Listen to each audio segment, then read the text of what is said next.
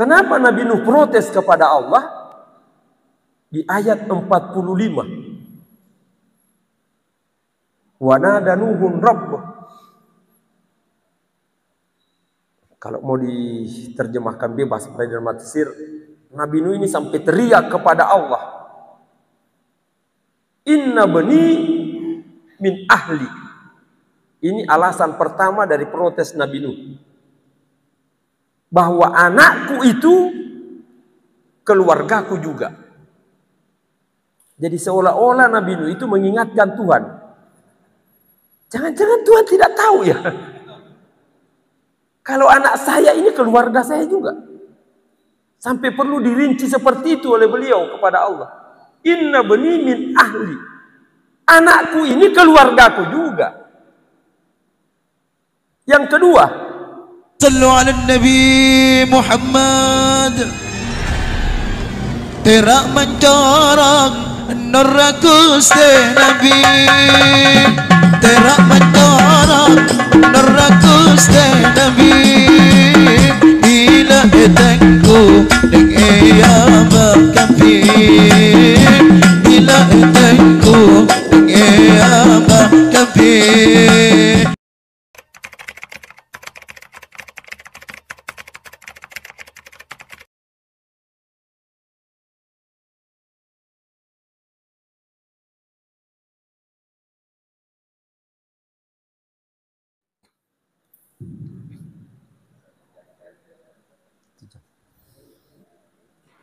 Assalamualaikum warahmatullahi wabarakatuh.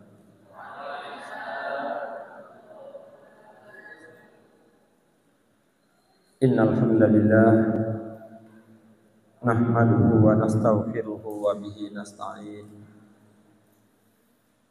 Asyhadu an la ilaha illallah ilahul awwalin wal akhirin. Wa asyhadu anna Muhammadan abduhu wa rasuluhu al-mab'uts rahmatan lil alamin. Allahumma salli wa sallim ala sayyidina Muhammad wa ala alihi wa sahbihi wa man tabi'ahum bi ihsanin ila yaumiddin. Amma ba'd. Bapak-bapak, ibu-ibu, hadirin hadirat yang sama dirahmati Allah Subhanahu wa taala. Alhamdulillah, sekali lagi kita memanjatkan puji syukur kehadirat Allah Subhanahu wa taala atas karunia-Nya jua kita dapat berkumpul di tempat yang mubarak ini. Terkhusus bagi kami pribadi yang oleh Allah Subhanahu wa taala ditakdirkan untuk kali pertama menginjakkan kaki di Pulau Madura, yang tentu saja lebih khusus lagi Sumeneb ini. Meskipun Jawa Timur secara umum dan Surabaya khususnya adalah daerah yang sudah terlalu sering saya datangi, dan seingat saya untuk pertama kalinya pada tahun 1990, berarti 33 tahun yang lalu, saya sudah menginjakkan kaki di Jawa Timur dan keliling ke beberapa daerah, termasuk di Hidayatullah Malang yang waktu itu masih masa perintisan Ustadz Nur Hadi masih kontrak, yang kemudian terus berlanjut sebab kemudian dua anak saya sekolahnya juga di Jawa Timur. Yang satu alumni Ar-Rahmah Putri Malang, yang satunya alumni Madiun. Kehadiran saya di Pulau Madura ini dan Sumeneb khususnya adalah merupakan rangkaian kegiatan kunjungan resmi Dewan Muzakarah yang sebenarnya dalam agenda kegiatan siang ini tidak tercantum. Saya nanti diberitahu pagi tadi, dan itu juga penyampaiannya ceramah umum khusus untuk guru-guru. Ya, karenanya saya juga berpikir keras materi apa yang pas untuk guru-guru pada momentum kali ini. Untuk itu kemudian saya minta disiapkan whiteboard. Ternyata setelah masuk, lihat spanduk, kaget lagi, rupanya acaranya Tarhib Ramadan. Dan lebih kaget lagi setelah baca ada tema khusus, yang mana tema ini diambil dari surah Al-Hijr, ya. Surah ke-15 ayat 99, ayat terakhir. Yang saya juga tidak tahu relevansinya, apa hubungannya dengan bulan Ramadan dan pilihan tema di atas. Ada ayat lain di surah lain, di surah Al-Mudatsir, tidak salah di ayat 47. Itu juga berkaitan dengan tema ini tapi di potongan akhir. Hatta ya'tiyakal yaqin. Kata-kata yakin, karenanya pakai tanda petik saya lihat di atas. Itu memang kalau kita buka tafsirnya, semua para ulama sepakat berdasarkan penjelasan dari para sahabat, itu yang dimaksudkan adalah kematian. Ya, tibanya ajal seseorang. Yang memang kita sama tahu bahwa ajal ini adalah sesuatu yang misteri jika menyangkut soal kapan waktunya, di mana tempatnya, dan bagaimana prosesnya. Kita hanya meyakini bahwa kematian pasti akan tiba pada saatnya, tapi waktu, tempat, dan prosesnya itu misteri bagi setiap orang.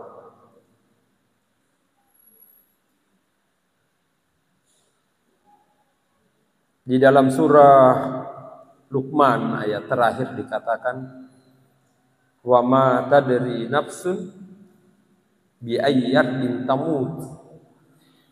Tidak ada seorang pun di dunia ini yang tahu di bumi mana dia akan menemui kematiannya. Dr. Aid Al-Qarni menceritakan sebuah kisah di zaman Nabi Sulaiman alaihissalam, bahwa satu saat di majelis rutin Nabi Sulaiman dikelilingi para sahabatnya, tiba-tiba dibuat tegang dan semua orang diam, seribu bahasa, hening.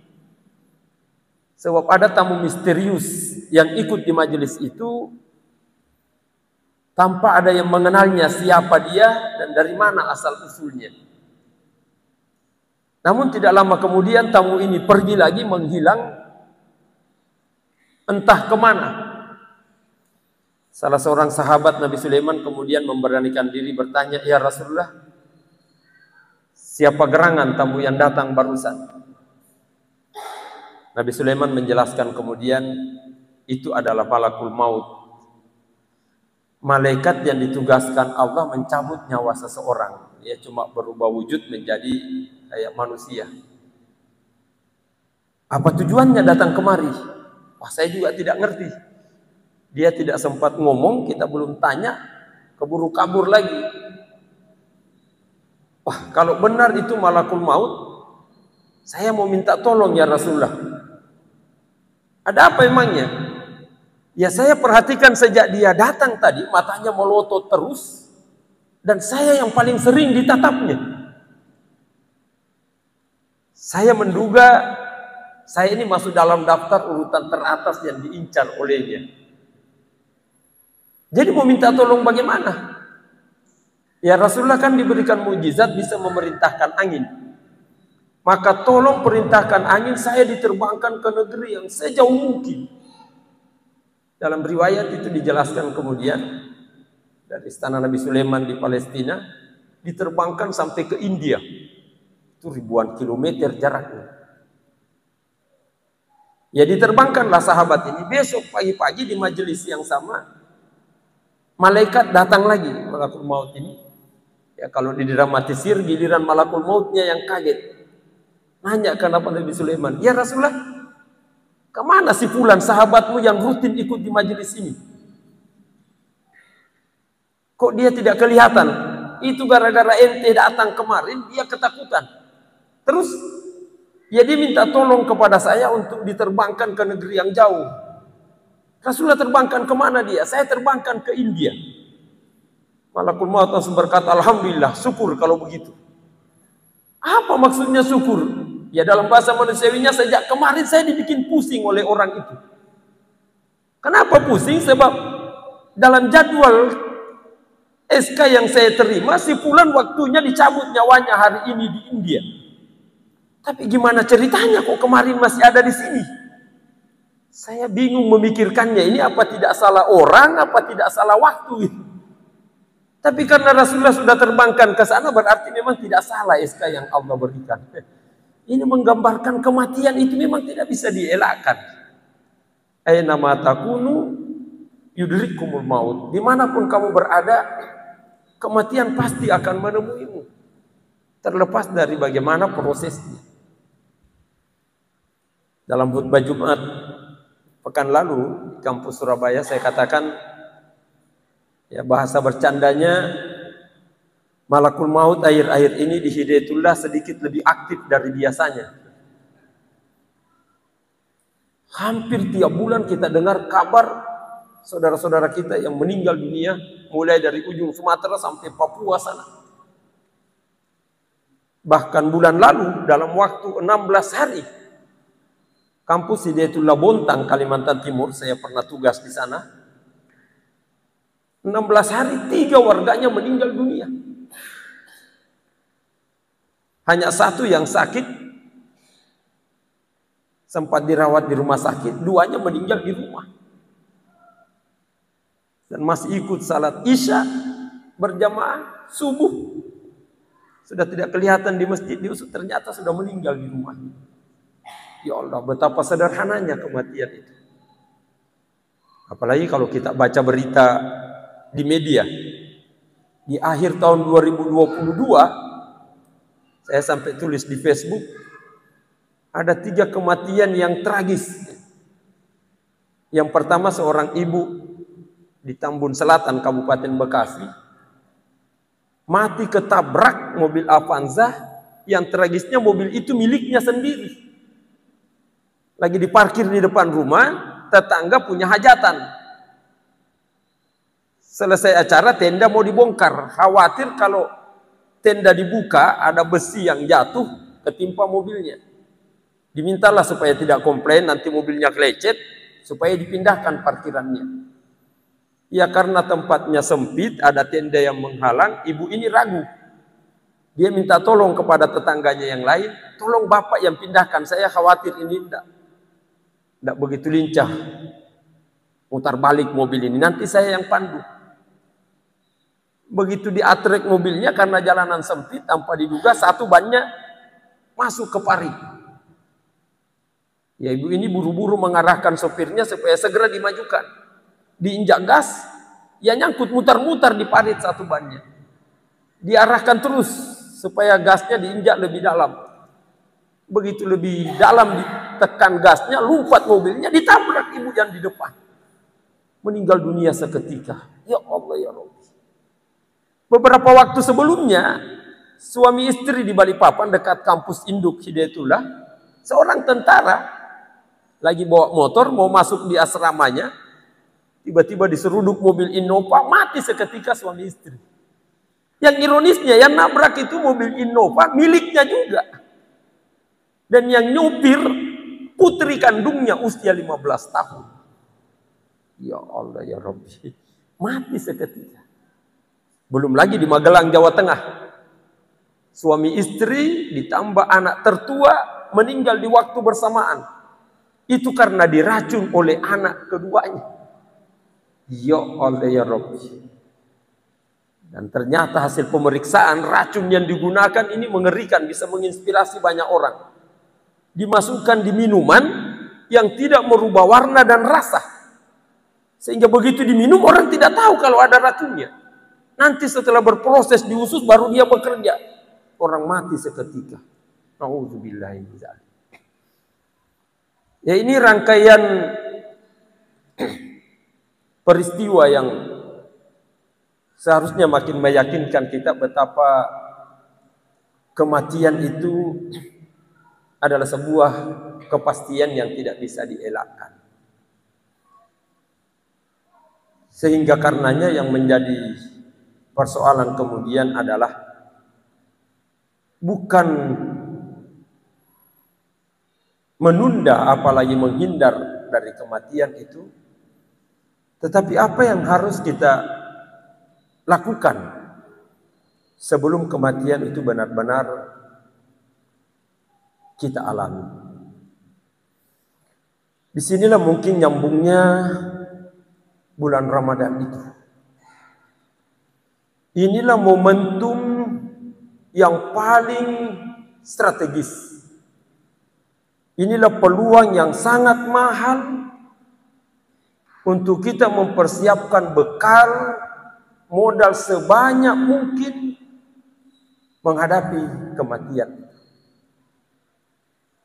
Sebab begitu banyak bonus yang dipersiapkan oleh Allah Subhanahu wa taala yang tidak bisa didapatkan di luar dari momentum Ramadan ini. Yang karenanya kita berharap paling tidak pada dua hal. Semoga masih diberi waktu pada Ramadan kali ini. Dan yang kedua, semoga kita dapat memaksimalkan momentum Ramadan tahun ini yang tidak mustahil. Ini adalah Ramadan terakhir dalam hidup kita. Cuma pertanyaannya, bagaimana bentuk kita memaksimalkan momentum bulan Ramadan ini? Sementara kita sama memahami bahwa Ramadan yang kita songsong yang tinggal beberapa hari, 3 minggu kurang lebih ya, 3 pekan. Ini bukan Ramadan yang pertama kali kita temui. Tapi ini adalah Ramadan yang sudah berulang-ulang berkali-kali dalam hidup kita. Sehingga sederhananya, kalau yang kita lakukan pada Ramadan tahun ini, yang tinggal 3 pekan ini, sama saja dengan apa yang kita lakukan pada Ramadan sebelumnya, maka hasilnya sudah bisa dipastikan bahwa kita akan mendapatkan hasil yang sama dengan apa yang kita dapatkan di tahun-tahun yang lalu.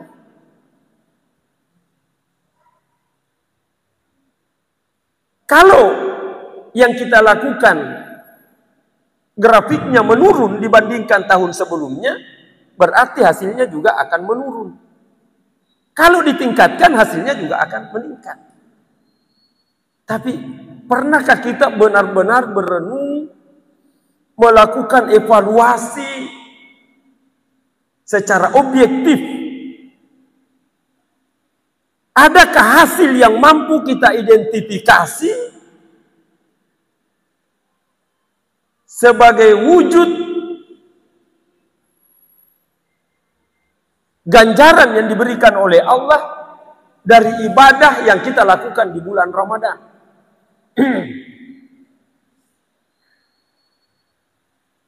Rasa-rasanya kalau kita mau ditanya satu persatu, agak kesulitan menyebutkan, mengidentifikasinya. Apa sih yang pernah kita dapatkan setelah Ramadan berlalu di tahun-tahun yang kemarin itu?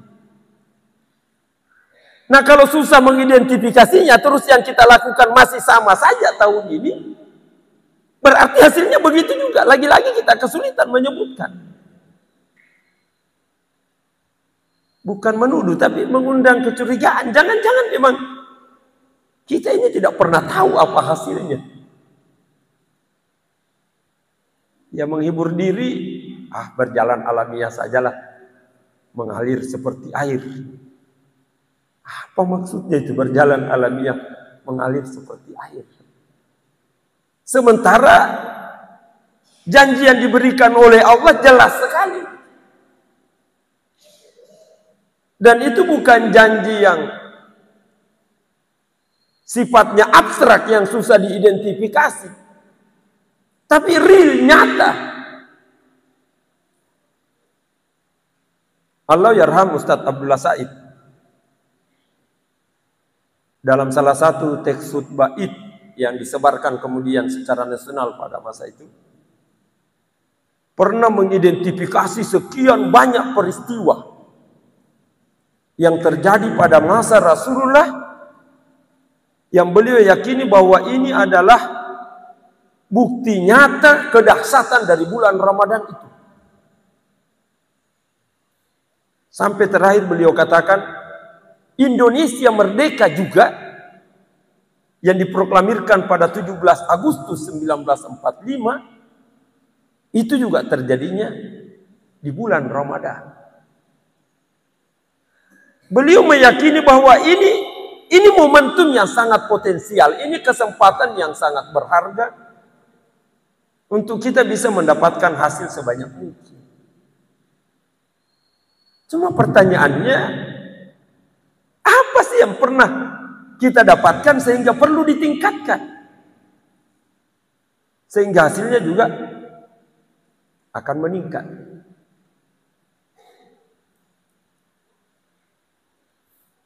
Saya ingin mempersingkat pembahasan ini, merujuk kepada ayat yang sangat populer terkait bulan Ramadan. Saya kira biar santri juga hafal mati ayat ini. Apa ayat itu yang paling populer? Tadi dibaca juga oleh Ustadz kita ketika membaca Al-Quran. Meskipun saya juga penasaran kenapa mulainya dari ayat 181 gitu. Kutiba alaikumul wasiyah iza hadara ahadakumul maut. Wah, lagi-lagi kaitannya dengan kematian. Jangan isyarat ada yang mau mati dalam waktu dekat di tempat ini. Kaitannya wa'bud rabbaka hatta ya'tiyakal yaqin. Perintah diwajibkan untuk berwasiat kalau sudah menjelang kematian. Ya di ayat 183 ada spidolnya. Oh, enggak ada. Oh, ada.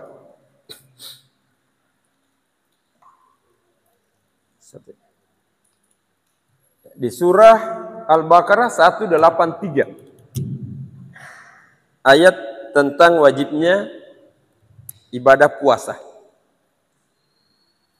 Ada di 4 poin yang menarik untuk dicermati pada ayat itu. Yang pertama adalah iman.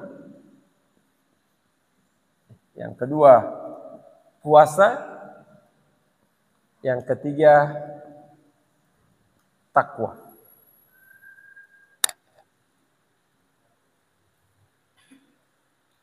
Kalau mau dianalogikan, ini adalah bahan baku, ini proses pembuatan, ini adalah hasil.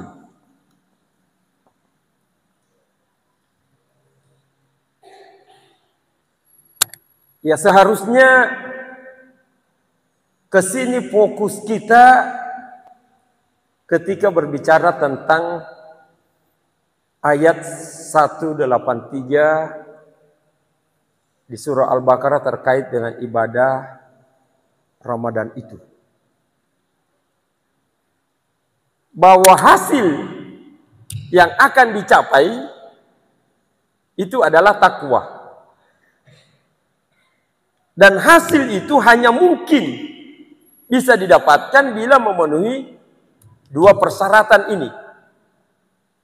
Prosesnya benar, bahan bakunya juga standar.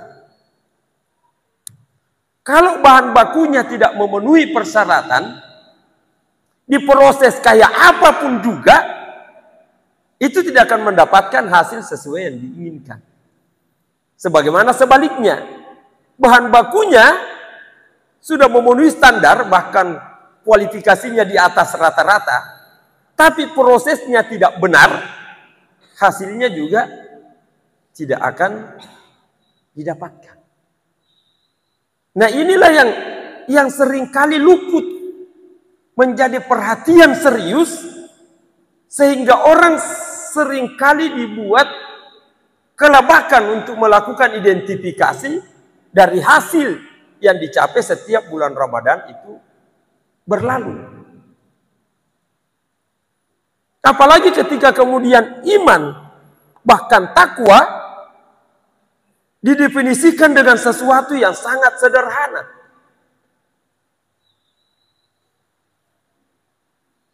Kakak saya almarhum Ustadz Amrul Rijal itu pernah jadi ketua DPRD kabupaten di kampung kelahiran saya. Ketika mau jadi caleg dari PKS waktu itu, saya lihat formulirnya dari KPU. Persyaratan yang dicantumkan oleh KPU harus ditandatangani di atas materai. Semua caleg yang mau lolos berkasnya harus mencantumkan bahwa dirinya beriman dan bertakwa kepada Allah. Luar biasa. Jadi semua anggota DPRD itu belum jadi anggota, untuk jadi calon ikut pemilu legislatif harus beriman dan bertakwa. Saya jadi penasaran bagaimana cara KPU memverifikasi iman dan takwanya caleg ini. Apalagi setelah lihat video iklannya Deddy Corbuzier yang membuka peluang untuk jadi pasukan cadangan. Ya syarat utamanya itu harus beriman dan bertakwa. Ya Allah ya Rabbi, hebat betul. Bagaimana mengukurnya? Iman dan takwa yang dia maksudkan. Nah disinilah nanti menariknya ada di tengah ayat ini. Dari soal iman dan puasa ada kata-kata kama kutiba alal lazina min qablikum. Seharusnya ini yang menjadi rujukan. Baik bicara iman, puasa maupun takwa, rujukannya itu harus kepada sejarah. Supaya kita kemudian tidak keliru dalam mendefinisikannya. Sebab kalau versi KPU yang jadi ukuran, maka Puan Maharani itu menjadi orang paling beriman dan bertakwa. Sebab ketua DPR RI. Apalagi ibunya, ketua umum partai. Kenapa kita kemudian sepakat bahwa itulah rujukan orang beriman dan bertakwa? Inilah membuat semakin kabur nanti ketika kita mau mencoba mengidentifikasi hasil dari ibadah Ramadan itu. Dari kata-kata kama kutiba alal ladzina min qablikum, seharusnya itu mengundang pertanyaan besar.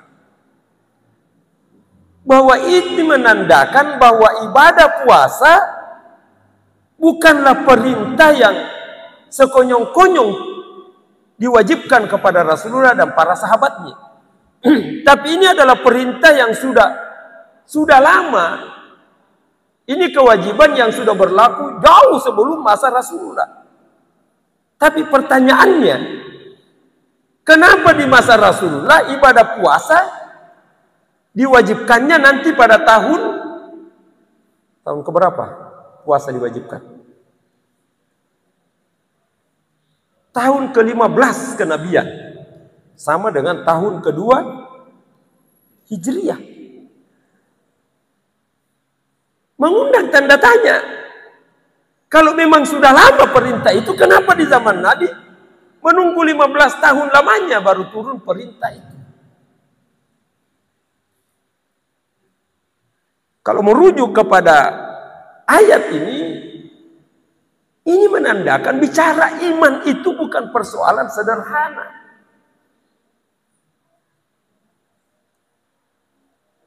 Karenanya ayat-ayat di dalam Al-Quran yang terbagi dua, ada ayat Makkiyah, ada ayat Madaniyah. Ayat Makkiyah turun di Mekah, ayat Madaniyah turun di Madinah. Salah satu cirinya,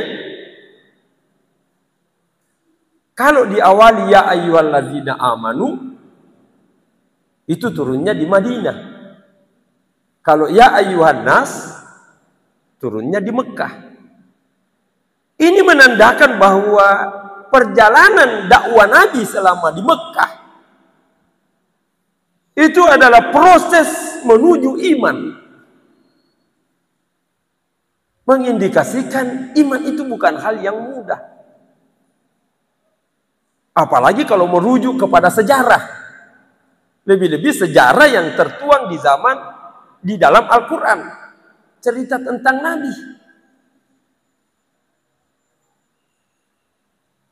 Ya, kemudian saya heran kenapa tiba-tiba iman menjadi sesuatu yang sangat murah. Ya contoh saja. Di surah At-Tahrim. Surah ke berapa itu? 66. Surah terakhir di juz 28. Di ayat ke-10. Itu kalau kita baca rasanya susah betul mengerti.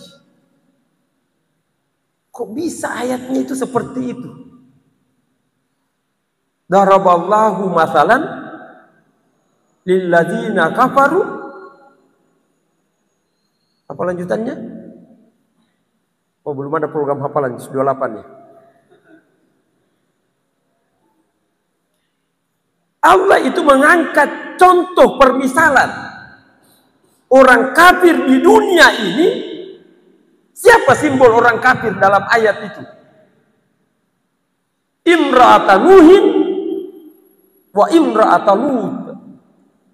Istrinya Nabi Nuh dan istrinya Nabi Lut.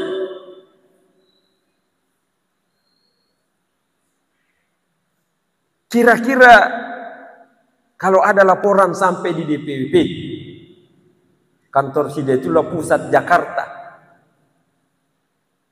tidak usahlah istrinya ketua DPD, pimpinan pondok, istrinya guru saja di Hidayatullah Sumeneb teridentifikasi ada orang kafir, atau dibalik, suaminya Ustazah Fulana orang kafir. Kira-kira bisa enggak kita terima itu? Oh, masa guru di Hidayatullah kafir istrinya? Apalagi istrinya ketua DPD, ketua yayasan, pembina. Oh, itu tambah susah terimanya. Tapi Allah katakan ini istri Nabi.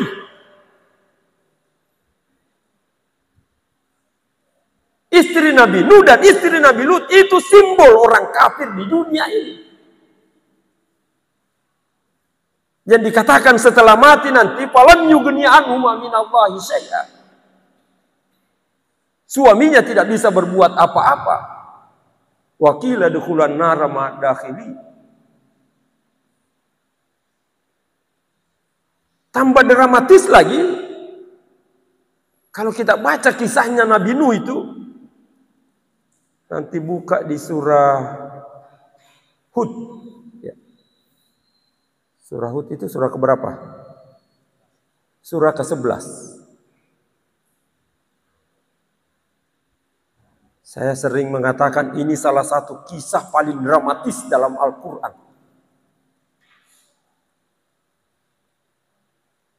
Sampai Nabi Nuh,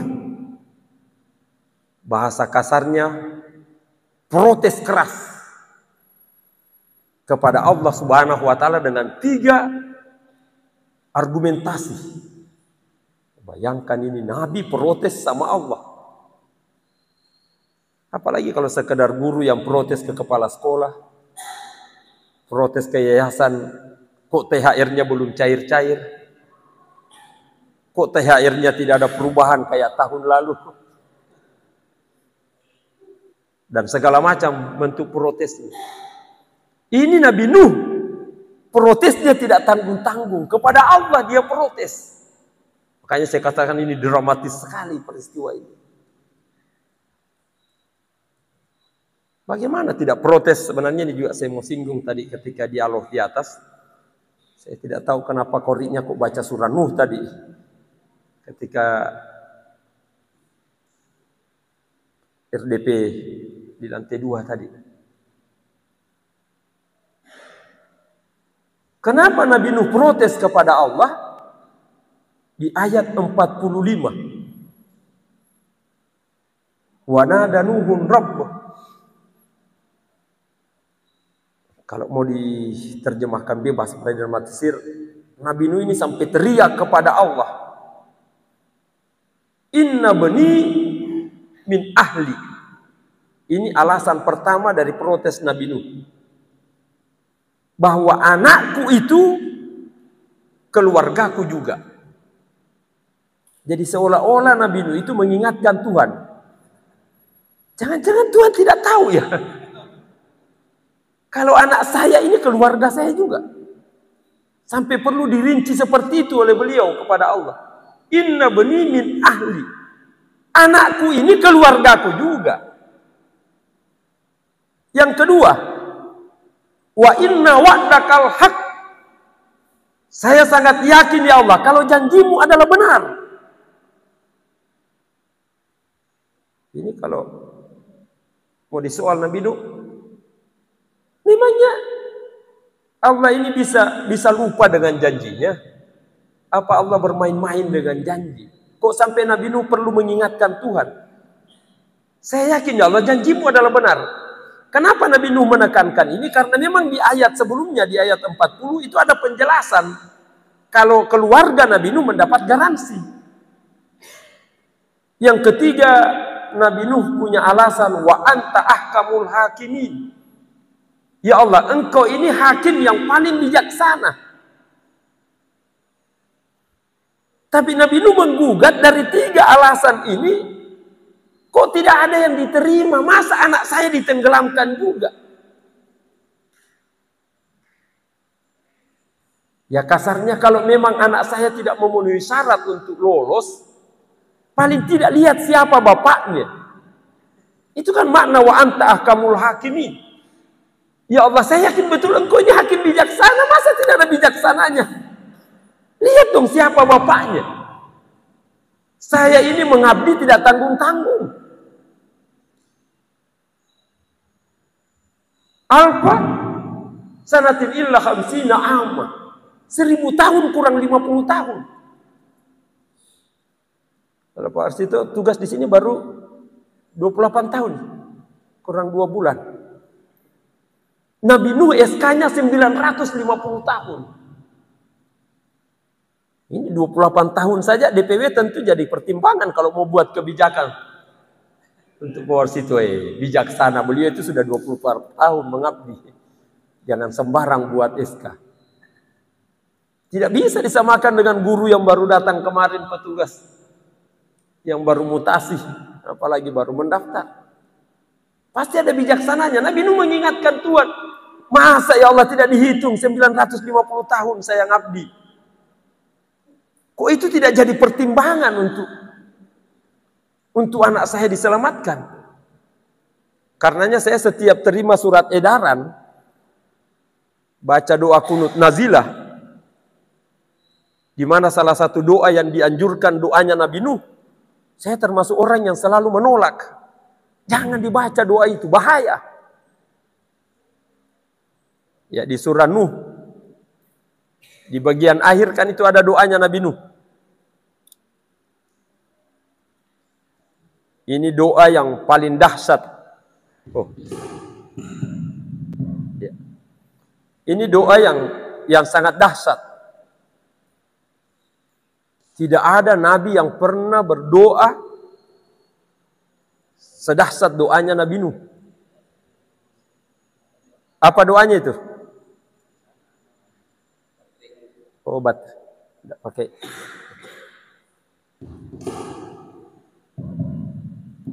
Sudah cukup.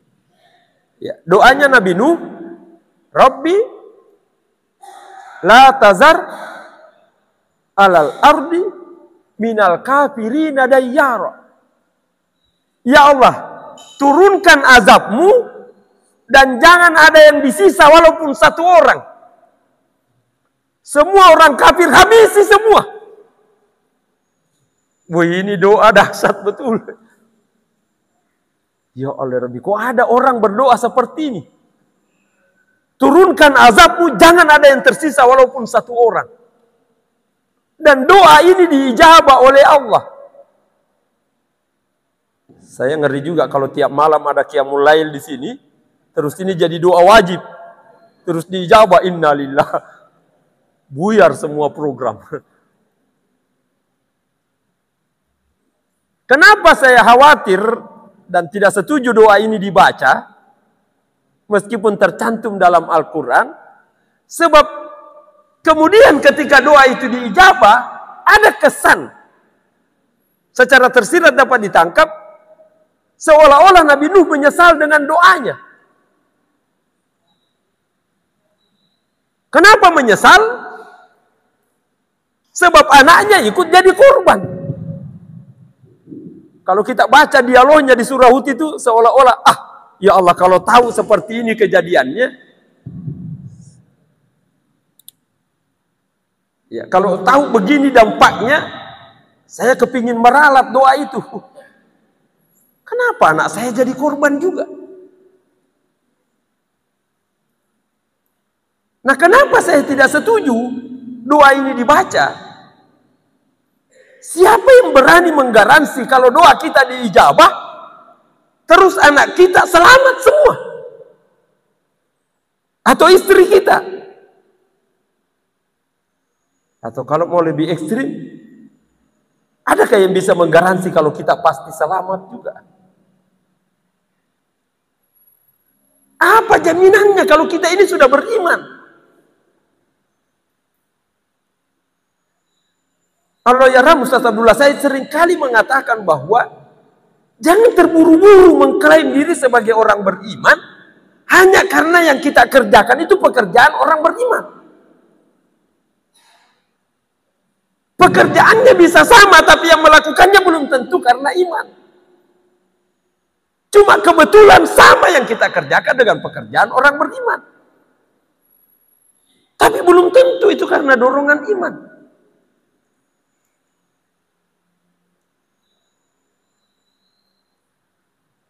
Apa kurangnya Nabi Nuh? Sampai dalam ayat yang dibaca tadi pagi itu, inni da'autu qaumi lailan wa nahara. Tugas dakwahnya Nabi Nuh itu siang malam. Tidak menunggu undangan, nanti ada jadwal. Apalagi disiapkan amplop. Nabi Nuh tidak mengenal waktu, tidak mengenal tempat.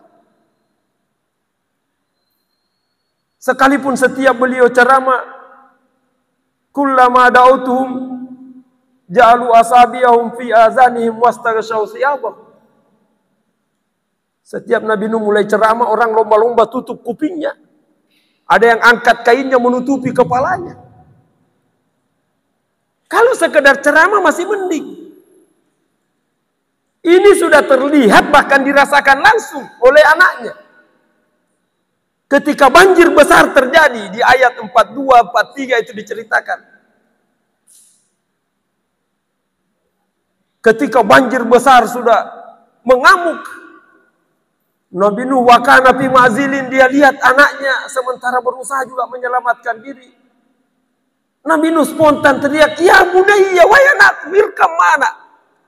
Mari bergabung, masuk ke dalam kampus." Kok ke dalam kampus? Naik ke kapal. Ada mirip-miripnya juga kalau mau dikaji lebih jauh nanti. Ente rusak kalau di luar sana. Gabung bersama kami. Tidak, Pak. Saya ini sudah punya modal. Saya ahli dalam berenang. Kalau sekedar banjir seperti ini, selamat saya. Sa'awi ila jabalin ya'simuni minal ma'. Saya akan berenang dan selamat dari banjir. Sebab saya akan naik ke puncak gunung yang air tidak akan sampai ke sana. Oh, ini kalau dianalogikan kehidupan kita di Hidayatul Lahir ini nyambung sesungguhnya. Betapa banyak anak-anak, warga fungsionaris pengurus teras di Hidayatullah yang anaknya sementara dipermainkan gelombang banjir yang dahsyat hari ini. Anaknya ini bukan lagi diancam, diceramain, digertak. Sudah lihat bahkan rasakan langsung, masih tidak beriman juga.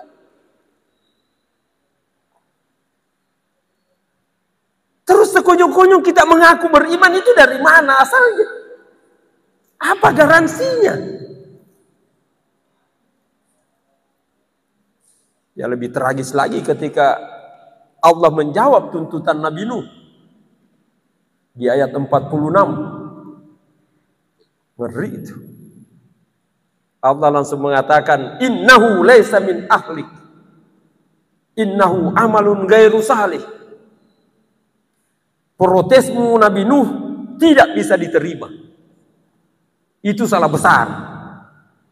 Fala tas'alni ma laysa laka bihi ilm. Itu kasar jawaban Allah kepada Nabi Nuh. Biar ente sudah mengabdi 950 tahun, kalau protesnya kayak begini ini tidak benar ini. Apalagi ngabdinya belum 1 tahun sudah minta kenaikan THR. Gimana ceritanya? Itu pun juga datangnya terlambat, pulang duluan. Lebih banyak izinnya daripada hadirnya. Ini 950 tahun ngabdi, masih ditolak oleh Allah. Jangan coba-coba protes kepadaku tentang sesuatu yang kamu tidak tahu hakikatnya. Kaget Nabi Nuh dengar jawaban Allah. Tidak berhenti sampai di situ, dilanjutkan, "Inni aizuka an takuna minal jahilin." Saya peringatkan kepadamu Nuh, jangan termasuk orang-orang bodoh. Berani-berani protes menggugat keputusan Allah. Seolah-olah saya tidak tahu kalau itu anakmu. Saya dianggap lupa dengan janji, apalagi tidak bijak. Salah itu. Langsung Nabi Nuh istighfar habis-habisan. Meraung kepada Allah, "Ya Allah, saya istighfar. Kalau engkau tidak mengampuni dan merahmati, habis saya ini." Kalau begini.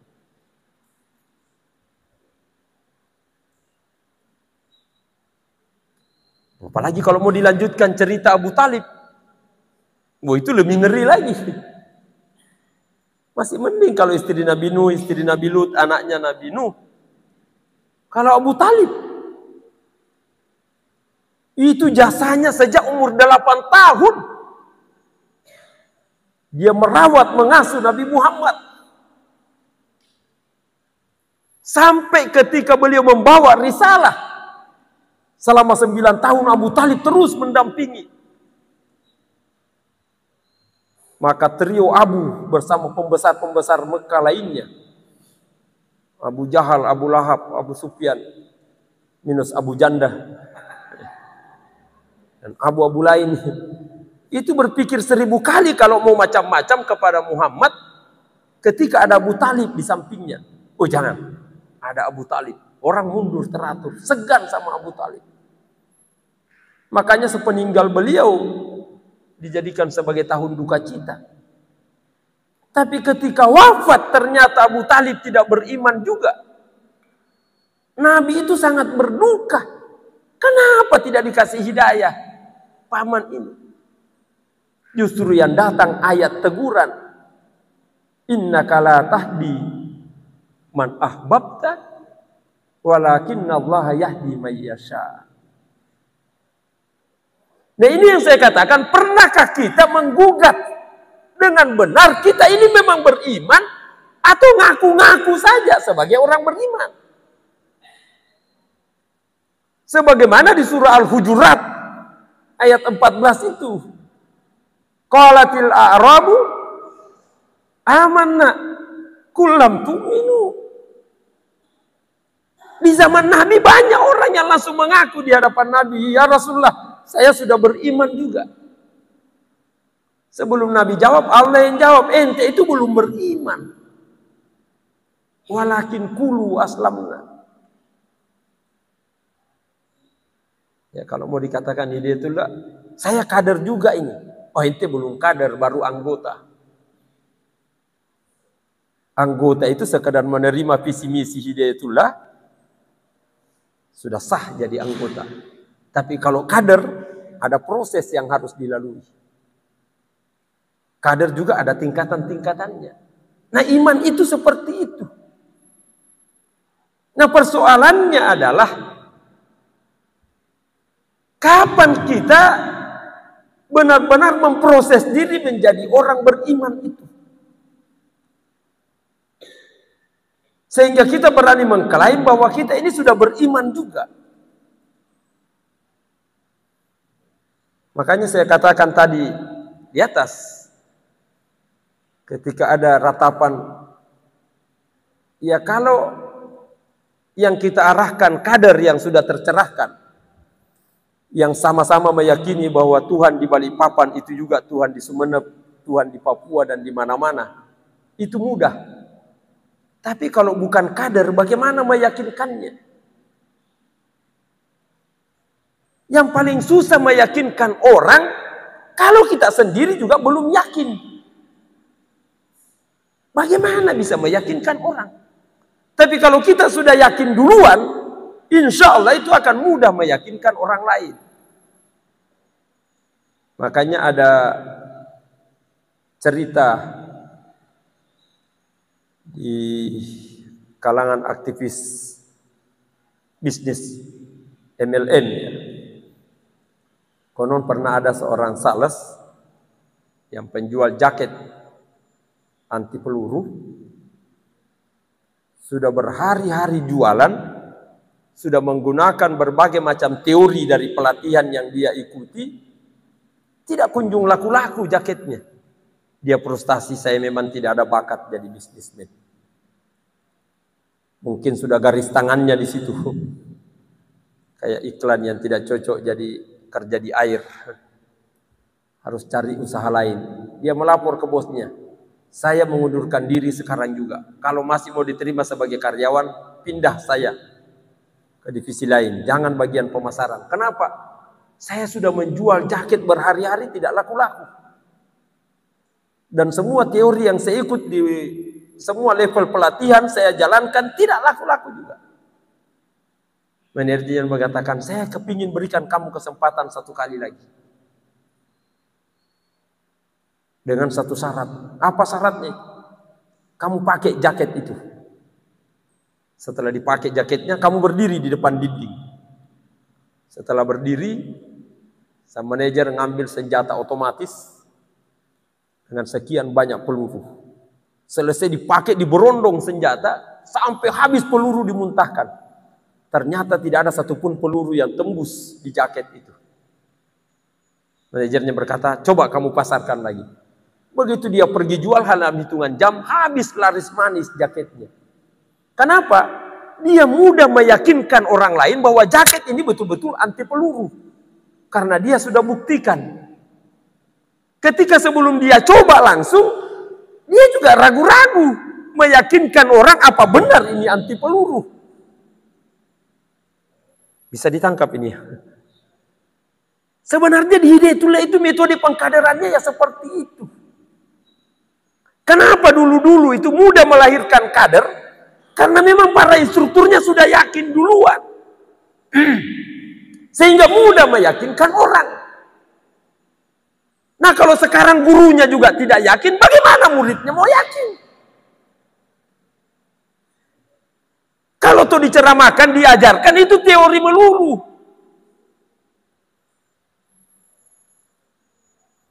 Coba dibuktikan di lapangan, begitu ada keluar SK. Oh langsung aja diskusi berjam-jam. Keluar ilmu manajemennya, mengingat, menimbang, memperhatikan.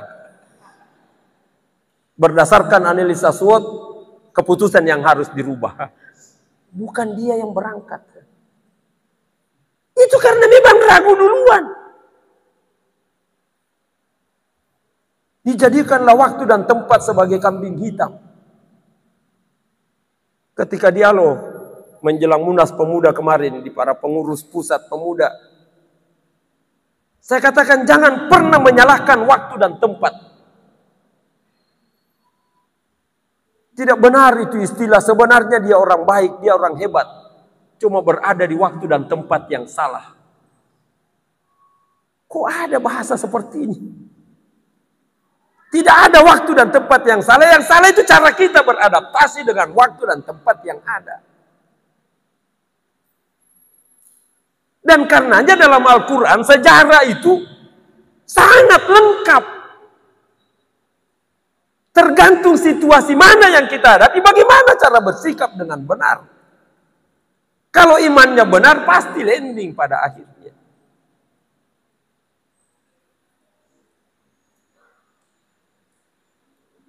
Almarhum sering membayangkan kalau kader sudah menyebar kemana-mana. Sampai beliau mengibaratkan seperti tiang listrik yang dicantolkan di setiap penjuru tanah air di Indonesia ini. Begitu dinaikkan saklar di Balikpapan langsung menyala semua. Wah ini selesai pekerjaan. Asal kadernya sekelas kader Nabi Ismail alaihissalam. Bagaimana itu kader Nabi Ismail? Yang diminta lehernya dipenggal, terima juga. Inilah pelajaran sejarah demonstrasi iman yang luar biasa. Aslinya orang yang punya jati diri imam jamaah, ya Ismail itu. Mau dipotong, if'al ma tu'mar. Kira-kira kader Hidayatullah sudah sekelas ini juga. Almarhum mengatakan kalau kadernya sudah seperti ini, kita akan segera menghadap ke istana. Apa yang dilakukan? Kita akan tawari, Pak, kelihatannya kalau Bapak terus yang ngurus negara ini tidak selesai-selesai persoalan. Jadi gimana? Ya tolong berikan kesempatan kepada kami, biar kami yang mengurusnya. Hebat betul. Iya, saya cuma berikan dua opsi. Serahkan baik-baik atau kami ambil paksa. Wih, luar biasa. Wah, ini live ya. Itu bahasa guyonannya orang beriman itu seperti itu modelnya. Tapi kadernya harus kualitasnya kayak Ismail. Yang mau dipotong pun siap. Makanya ketika saya menikah 61 pasang, ada wartawan yang mewawancarai, setelah tahu kalau yang menikah 61 orang ini tidak ada yang tahu calon pasangannya. Jangankan orangnya, asal usulnya, karakternya, latar belakang pendidikan, segala macam. Hatta namanya sekalipun. 2 hari sebelum menikah baru kita tahu pasangannya. Itu pun karena ada persyaratan administrasi dari KUA, harus tanda tangan, dan di situ tercantum nama calon pasangan. Baru kita tahu, oh ini tuh namanya. Baru namanya. Belum tahu siapa orangnya, dari mana dia, bagaimana wajahnya dan segala macam. Nanti lihat wajahnya itu pada saat penyerahan mahar. Ada wartawan datang wawancara, hari gini ada orang mau dinikahkan modelnya kayak begini. Padahal ini bukan zaman Siti Nurbaya. Zaman Siti Nurbaya pun tidak se-ekstrim itu. Tapi di Hidayatullah bisa dilakukan itu. Ketika wartawan nanya, kenapa bisa? Jawabannya sederhana. Kami ini kader. Apa maksudnya kader?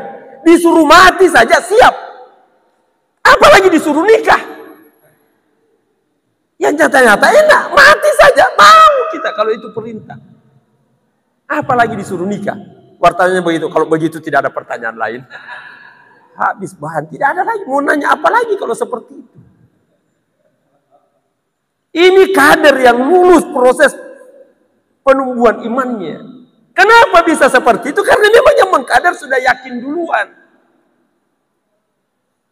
Orang mikir kenapa Nabi Ismail bisa seyakin itu? Karena dia lihat ibunya.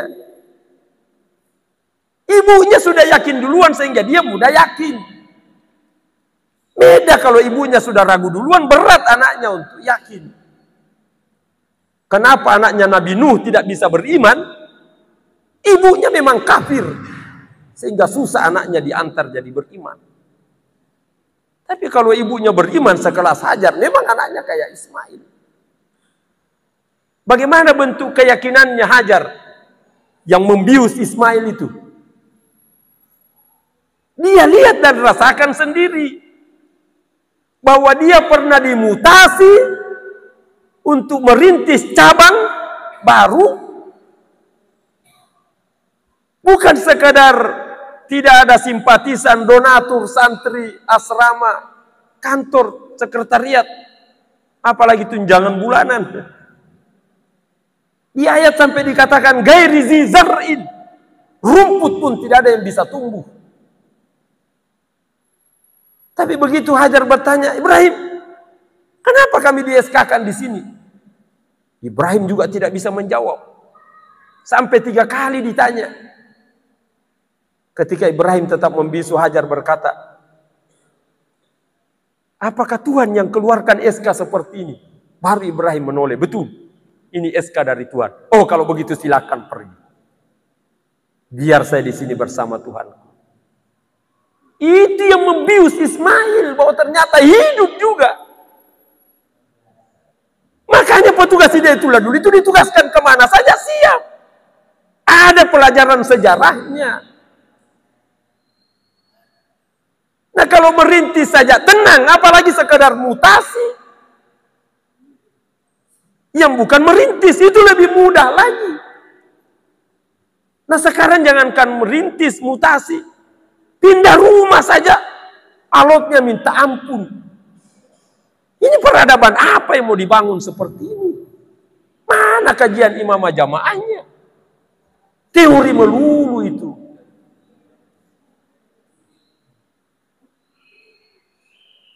Dan Hajar bisa begitu itu karena lihat suaminya.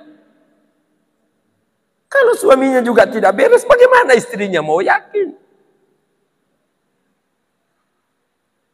Apa yang diyakini Hajar? Dia tahu kalau suaminya pernah dibakar hidup-hidup.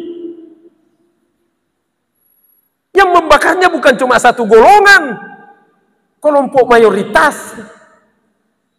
Bukan cuma pejabat yang anti radikal dan segala macam. Wahabi ekstrim ini, ekstrim itu. Semua komponen masyarakat terlibat. Ini aliran sesat. Yang solusinya bukan diusir, di penjara, dibakar hidup-hidup. Ibrahim tidak gentar. Kalau memang itu resiko iman, silakan bakar. Tapi nyatanya tetap hidup. Itu yang membuat Hajar tidak ragu. Kalau memang Tuhan yang perintahkan, ente saja dibakar kedinginan. Apalagi kalau tidak dibakar. Maka sebenarnya kalau mau meyakinkan santri-santri kita, harus dibakar ulang ini. tidak siap dibakar, maka bermimpilah melahirkan kader sekelas Ismail. Itu berarti peradaban yang kita membangun masih sangat jauh. Maka puasa hanya amalan ritual yang hanya dihibur dengan hitungan-hitungan pahala tanpa bisa kita deteksi sebagaimana seharusnya. Yang sebenarnya luar biasa dahsyatnya. Terlalu dahsyat banjir yang terjadi hari ini, yang memporak-porandakan iman kita sehingga kita ragu dengan kapal yang dibuat Nabi Nuh.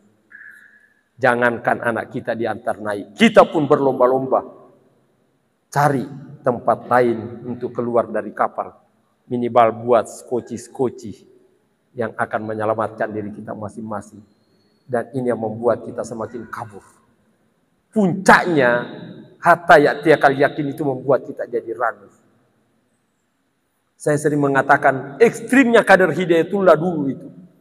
Ustaz Abdullah Said sering mengatakan, rasa-rasanya kita kepingin menantang malakul maut.